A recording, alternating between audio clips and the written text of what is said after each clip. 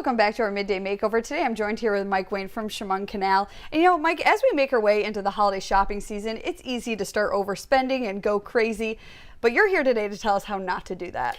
Well, I don't want to ruin anybody's fun or the excitement of what happens on Christmas morning. But yeah, we do need to be a little smarter about it. The average American spends about $830 on Christmas spending, and that's fine for some people, but other people, it may get them into a little bit of trouble. And that's where knowing about your budget is very, very important. And we would encourage people to look at where you are right now, and don't forget about where you're going to be post-Christmas as well. It's great to find those big ticket items, but you got to figure out how you're going to pay for it as the days go on. Yeah. So how would you recommend, say somebody right now doesn't have a budget, starts doing that and starts, realizing what they can spend or how much they should spend on each person? Well, first of all, I would strongly encourage people to write stuff down. So let's develop a list of all of the things that you're going to spend money on and all of the people that you'd like to buy gifts. And then try and figure that out, what's realistic and what fits into your budget, both from what you've got in your pocket and in your savings today and where you're going to be 2 or 3 or 4 months from now.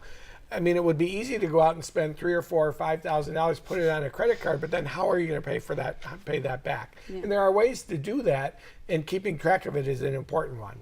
And you had also mentioned, maybe it's a good idea if you do want to buy those other, those big ticket items for a loved one, to maybe cut back on some of your personal things, whether it's Netflix or something like that. That's right. I mean, a simple thing like maybe going out to dinner a couple of times a week. Well, if you're able to cut back on that, that gives you a little bit more disposable income to be able to buy something a little bit bigger. And it's okay to buy stuff with a payment plan off into the future, but it needs to be something that you can balance into your current spending habits. Mm-hmm. And then there's things like friends, and everybody wants to buy their friends gifts.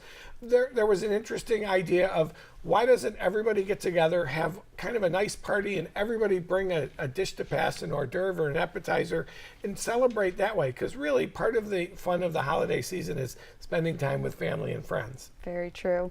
And then real quick, planning for next year. You had mentioned, maybe even getting a holiday club account to start saving. That's exactly right. Anytime that you can push money aside and earmark it for something. So really in January or so, if you want to start putting money away towards next year's Christmas spending, certainly an ideal thing to do. And most banks, including Chemung Canal, can accommodate that. Great. All right. Thanks, Mike, as always. And as always, we will put all this information and more tips for budgeting this holiday season on our website, WENY.com.